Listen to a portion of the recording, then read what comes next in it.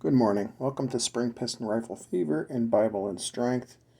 I'm looking through this old issue of Hard Gainer magazine, which was written for drug-free natural trainees with average genetics. In this one, I was reading a little bit about Olympic weightlifting, or from an Olympic weightlifting coach. So this article is by John Coffey. Sorry for the crappy footage. And he doesn't mention the name of the Olympic weightlifting coach. But this is a really, really good article here. And I'm just going to cover the tail end of it. It talks about his weightlifting career, how he started as a boy with a 100-pound weight set. At that time, when he was 12 years old, Paul Anderson was the Olympic weightlifting champion. And so that's one thing that spurred him on to training. This was back in like 1956, I think. And he was 12 years old. And this guy eventually became one of our trainers for our Olympic weightlifters. So I'm not sure who he is, since it does not say who he is. But I'm going to read this really quickly, or as quick as I can. Very valuable information here. That's really, really important. He says, the point I'm trying to make here is that there are many ways to train. I even do super slow reps on the hammer machines.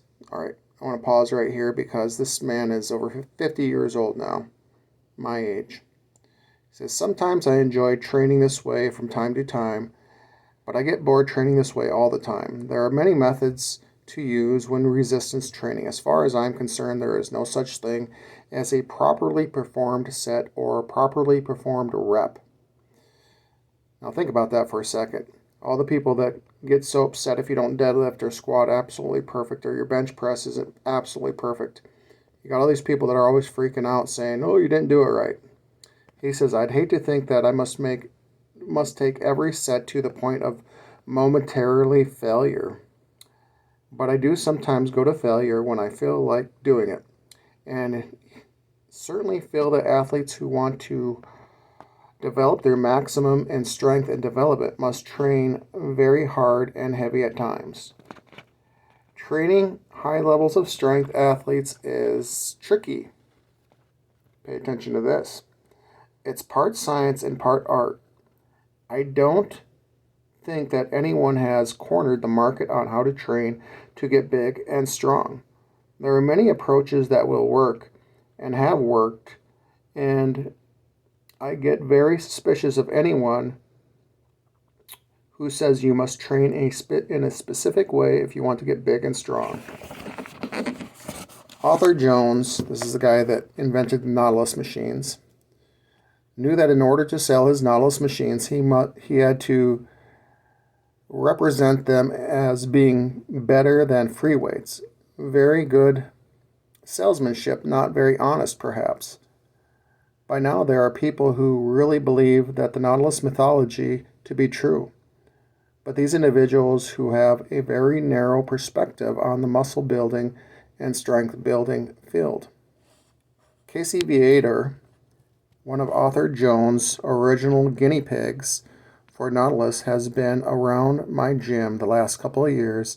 In fact, he worked for me for a while. He tells me that when he was in Florida with Jones in the early 70s, being touted as the example of what Nautilus methods could do, he always had barbells and dumbbells at his apartment and did some extra training that Arthur Jones didn't know about. Also, if you ever have seen a picture of 17-year-old Casey on the cover of 1969 Iron Man magazine, you'll know that Casey already had most of his size and muscles before he ever heard of Nautilus or Arthur Jones. So I think that's some very interesting stuff. Casey Viator was already very strong and very big. This is not Casey Jones, by the way. He was already very big and very strong. And apparently in that experiment, the Colorado experiment they called it, he had been injured and lost a lot of muscle and size. So he came back and he trained on this Nautilus equipment, had his own barbells at home, and plus he took a lot of steroids in this experiment.